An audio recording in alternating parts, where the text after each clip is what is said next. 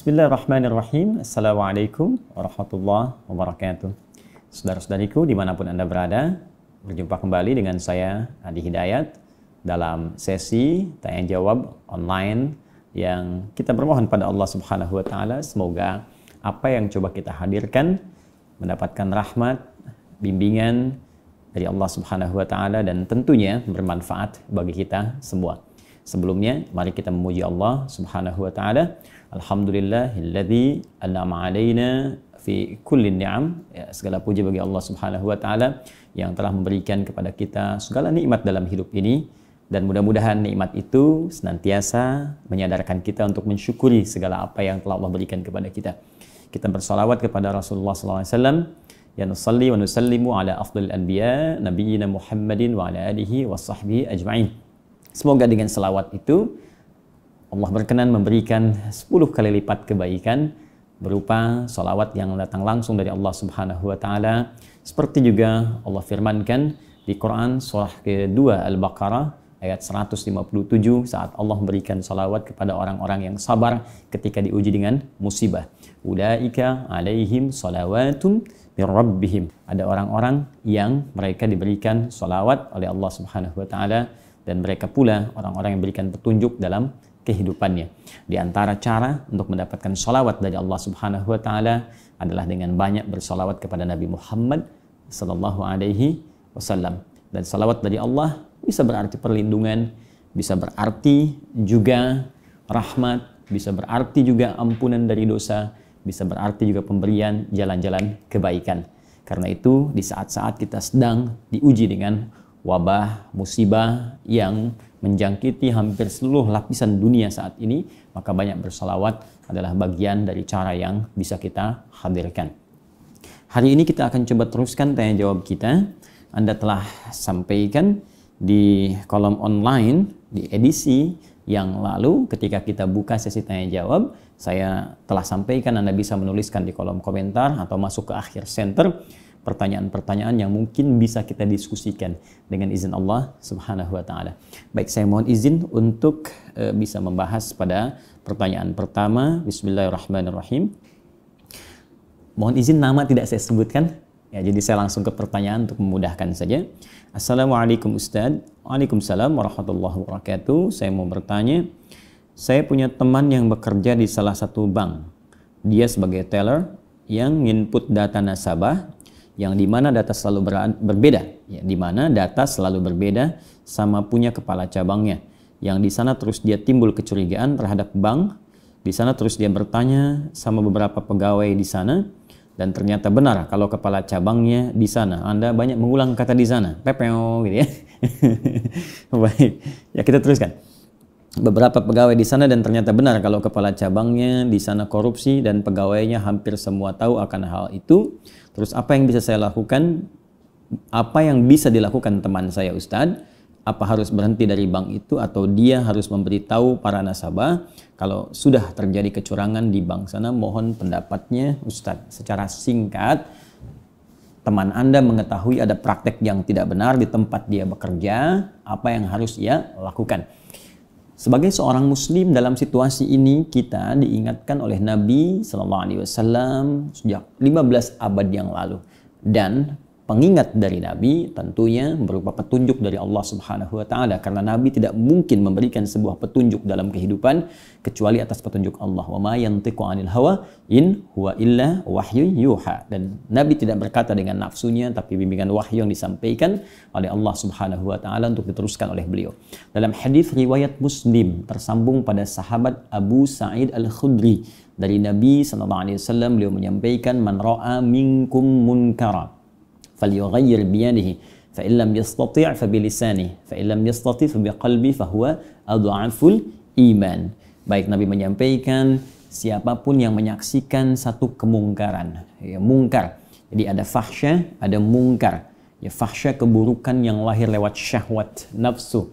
Ya, maaf, zina, pornografi, porno aksi, LGBT itu masuk kategori fahsya. Baik, mungkar keburukan yang muncul dari nafsu perut dan akal. Ya, mencuri, korupsi, tadi Perampok, membunuh, membegal, ya berdusta dan semacamnya, itu mungkar yang diingkari oleh hati kita, yang ditolak. Nah, maka jika Anda menyaksikan perbuatan itu, falyughayyir, maka hendaklah Anda berpartisipasi untuk menghentikan itu, merubah sehingga yang mungkar ditinggalkan, yang ma'rufnya datang. Maka apa yang pertama harus dikerjakan? Biyadi. Kalau dia mampu dengan tangannya, tangan ini gambaran majas dalam bahasa Arab itu bisa diartikan kekuatan. Jadi seringkali di kalimat bahasa Arab itu banyak majaznya, banyak kiasannya, karena ini menunjukkan tingkat bahasa dengan strata bahasa yang indah, yang tinggi. Ya, makanya Anda sering pernah dengar istilah begini, tangan di atas lebih baik daripada tangan di bawah. Itu kan hadis Nabi.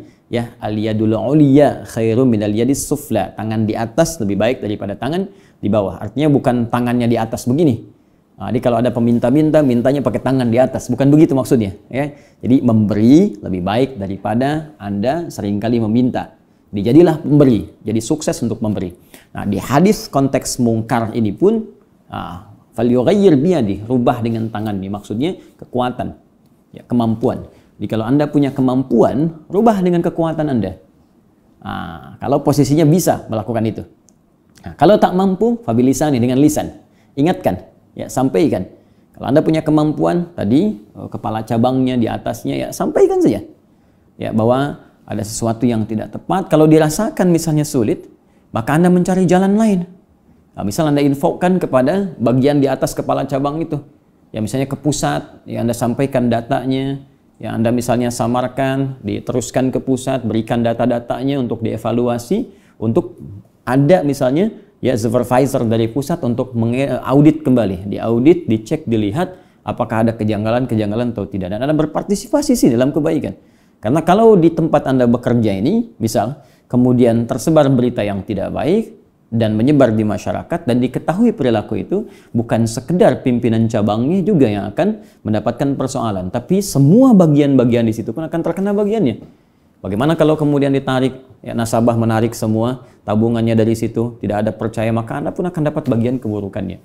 Karena itu ada beberapa keburukan-keburukan itu yang keras diingatkan, bahkan diberikan sanksi, ancaman sanksi yang kuat di dalam Islam, karena dampaknya bisa menyebar kepada masyarakat, bahkan yang tidak berbuat. Ya, bahkan yang tidak berbuat. Dan ini sebetulnya sudah logis, dalam hukum positif kita pun seperti itu. Ya, kenapa narkoba misalnya hukumannya lebih berat? Kenapa pembunuhan itu berat? Ya, kenapa hukumannya begitu tinggi dan berat? Karena memang dampaknya kepada orang lain itu bisa luas. Nah, karena itu dalam Islam zina itu ancamannya kuat. Pembunuhan ancamannya sangat tinggi. Kenapa? Karena dampaknya itu begitu luas. Nah, karena itu bahkan ada beberapa hal-hal tertentu yang ketika dikerjakan itu disebutkan langsung oleh Al-Quran, bahkan oleh hadis Nabi SAW, itu satu orang berbuat yang salah, yang lain bisa kena. Ya, seperti kasus wabah saat ini. Jadi kalau Anda kembali lagi kepada diagram yang pernah saya ajarkan di pertemuan lalu, saya tuliskan info nabinya, sebab wabahnya, sampai penanganannya, sampai tindakan medis, sampai juga macam-macamnya. Ini jelas semua. Apa di antara penyebab wabah itu? Salah satunya ada yang terkait dengan perbuatan-perbuatan buruk yang dilarang. Bahkan di hadis-hadis Nabi banyak. Kata Nabi, kalau sudah fahisyah, perbuatan buruk, ya fahisyah itu kayak zina, gitu kan? Itu sangat dianggap mudah sampai di mana-mana orang melakukannya, itu potensi wabah terjadi. Yang zina 1-2 orang, yang kena penyakitnya bisa menular. Ya. Kemudian makan makanan salah konsumsi, makanan yang diharamkan, makanan yang kotor, yang nggak boleh, yang makan 1 orang. Tapi mutasi virusnya itu bisa menyebar. Ya, kalau dengue misalnya, demam berdarah itu dari nyamuk. Ya, nyamuknya gigit, ya, kemudian mutasinya baru dari hewan ke manusia. Ya, ini ada wabah yang ya seperti corona yang kita hadapi sekarang. Ya, dari hewan ke hewan pertama.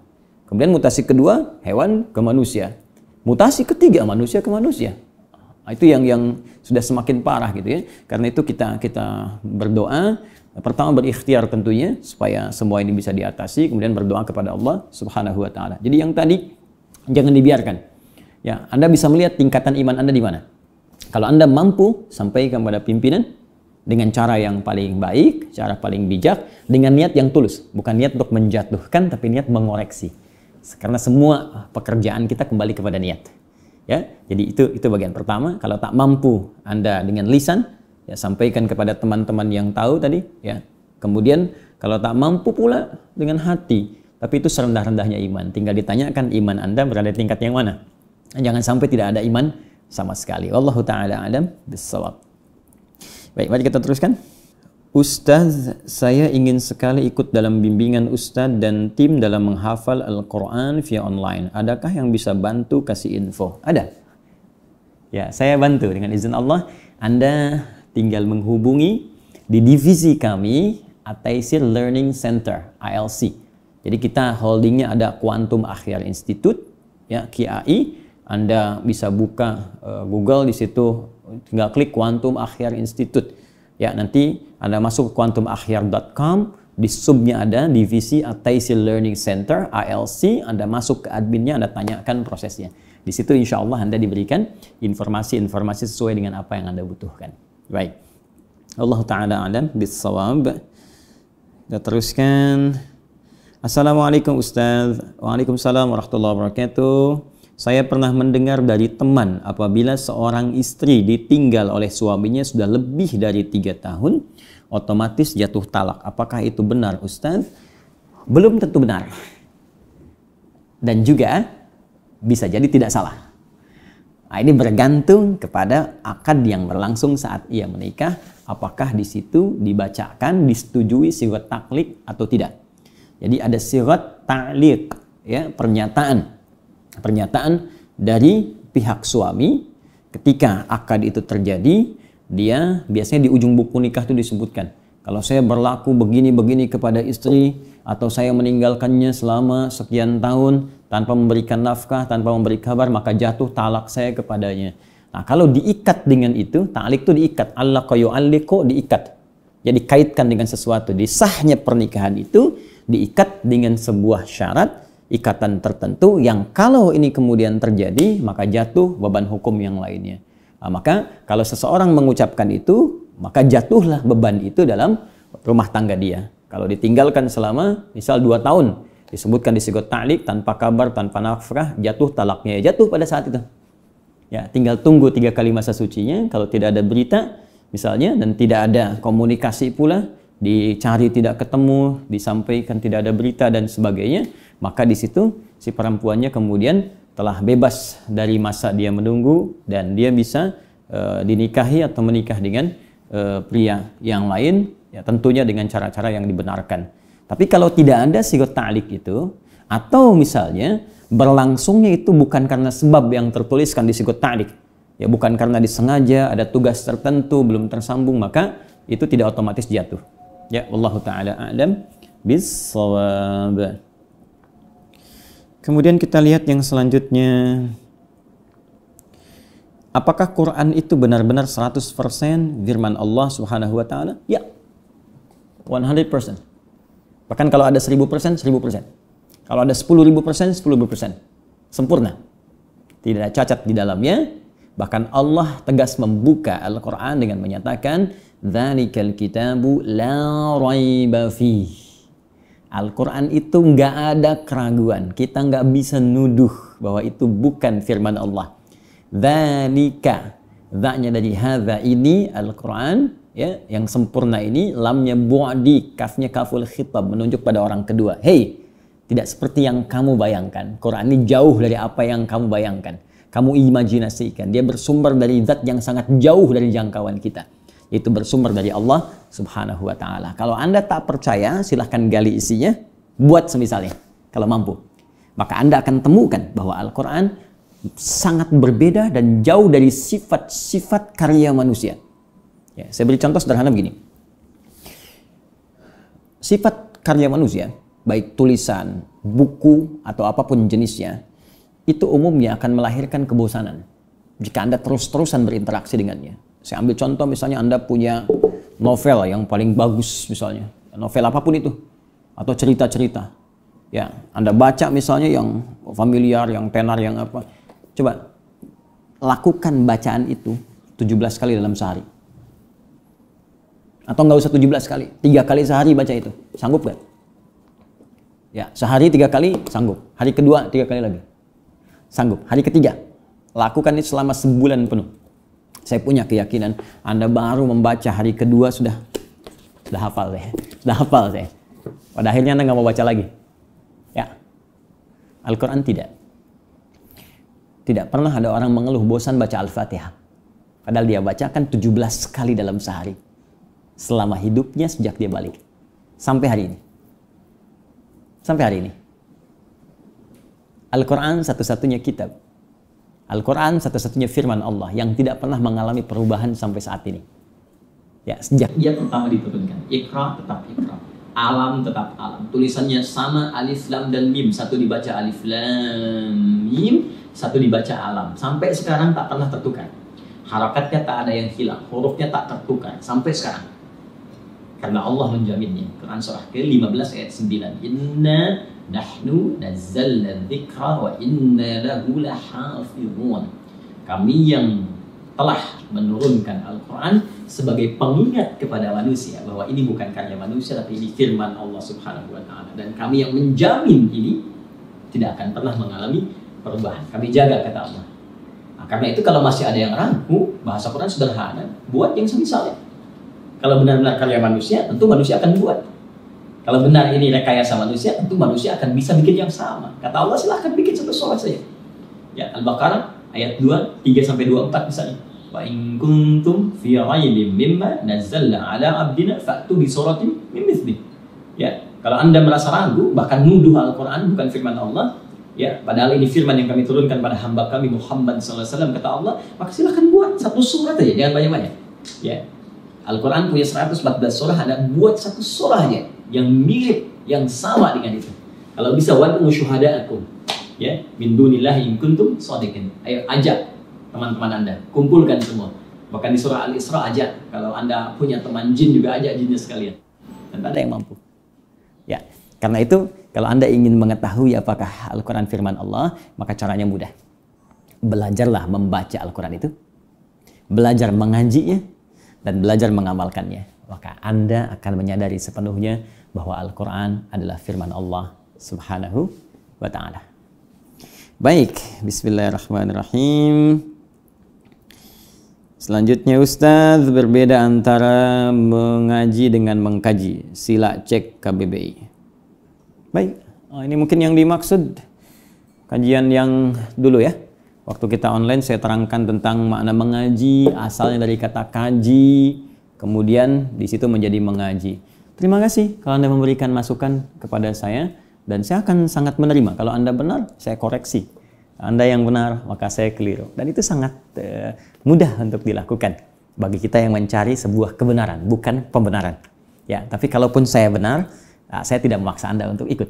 Hanya izinkan saya untuk bisa melakukan apa yang Anda sarankan untuk mengecek KBBI. Alhamdulillah, saya belajar mendalami bahasa, dan karena itu saya dasarnya cinta kepada Al-Quran, maka saya belajar bahasa Al-Quran, dan saya juga mengikuti pelajaran bahasa-bahasa yang lain, dan saya punya koleksi Kamus Besar Bahasa Indonesia. Ini, ya, jadi bukan dari online.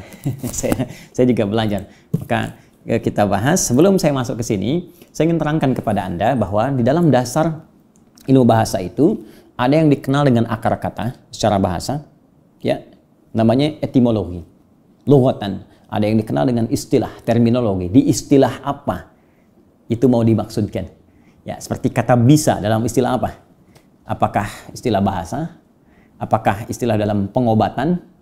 Apakah istilah dalam hewan? Misalnya, hewan itu berbisa. Kamu bisa mengerjakan itu. Hati-hati, ini ada bisanya. Itu bisa berbeda. Nah, tapi secara akar kata, kita kembalikan kepada akarnya. Nah, sama persis saya katakan dulu, mengaji itu akar katanya kaji. Maka saya menerangkan dari dasar kata kaji itu apa, sehingga menjadi mengaji. Tapi sesuai saran Anda, kita lihat di sini berarti kata dasarnya kaji. Saya cari kaji ya. Bismillah. Kaji. Wah, saya dapatkan ya. Baik, kaji. Baik. Kaji, satu bisa berarti pelajaran agama dan sebagainya. Kedua, penyelidikan terhadap sesuatu. Wah, benar apa yang saya sampaikan? Saya katakan kan dulu, mengaji dari kata kaji, berarti meneliti, ya kan? Ini sama, menyelidiki, mempelajari. Bahkan di sini masuk dalam kategori belajar agama. Jadi kalau Anda belajar agama, maka lakukan penyelidikan, penelitian, kaji dengan dalam. Nah, berarti saya tidak keliru di sini. Oke, kita teruskan. Kemudian ke bawah di sini ada, nah ini ada mengaji. Nah, mengaji, mendaras Al-Quran, membaca. Ini di sini disebutkan mendaras itu dari bahasa Arab. Pas adzan nih, kawan katanya kalau adzan berarti benar. Mendaras tuh kawan, mendaras tuh bahasa Arab asalnya. Daras tuh dari kata darosa, artinya belajar. Ya, memahami, mengerti. Darosa, ana adrus lugha Arabiyah, saya belajar bahasa Arab. Oke, ana adrus at-tafsir, saya belajar tafsir untuk mengerti apa yang saya pelajari. Oke. Belajar membaca tulisan, belajar mempelajari, ya. Bukankah mempelajari mengkaji? Ya, menganalisis lebih dalamnya lagi. Ya, sama di sini juga ada mengkaji, belajar, mempelajari, sama saja. Mengaji, belajar, mempelajari, mengkaji pun belajar, mempelajari. Nah, jadi kalau Anda sarankan saya buka KBBI, saya telah buka dan ternyata apa yang saya sampaikan itu tidak keluar dari keterangan Kamus Besar Bahasa Indonesia. Tapi saya berhusnudzon, mungkin terminologi ini datang ke masyarakat sehingga dipahami di masyarakat kalau mengaji itu baca Quran, kalau mengkaji itu jurnal ilmiah. Nah, ini yang ingin saya luruskan. Ini, jadi boleh Anda batasi mengaji itu mengaji Quran, boleh, tapi nilai itu jangan dihilangkan. Ya, maksudnya apa? Mengaji Quran bukan sekedar baca, memahami isinya, ya, mendalami, menyelidiki. Makanya ketika Anda diminta baca Quran, setelah periode Iqra turun, Iqra baca. Nah, mengajinya itu padanannya dalam bahasa Arab bukan Iqra, mengajinya itu padanannya tilawah, utslu. Karena itu kalau Anda belajar bahasa Al-Quran, setelah periode Iqra muncul periode utslu. Ya, misal Quran surah ke-29 ayat 45. Utslu ma uhiya ilaika minal kitab wa aqimis shalah. Sebelum Anda sholat, baca dulu ketentuan sholat dalam Al-Quran. Baca Alkitab, baca Al-Quran. Utslu itu dari kata tilawah punya 3 arti. Baca, pahami, amalkan. Jadi kalau Anda ngaji Quran, baca sampai paham. Setelah paham, amalkan. Demikian, karena sudah azan dan kita bersiap menunaikan salat. Semoga Allah memuliakan kita. Kita bersambung di kesempatan yang lain. Dan semoga Allah menunjukkan segala kebenaran yang mampu kita amalkan. Dan semoga kita dimasukkan dalam golongan yang diridhai oleh Allah Subhanahu wa taala. Subhanakallahumma wa bihamdika asyhadu an la ilaha illa anta astaghfiruka wa natubu ilaik wa akhiru da'wana alhamdulillahirabbil alamin. Tsumma assalamu alaikum warahmatullahi wabarakatuh.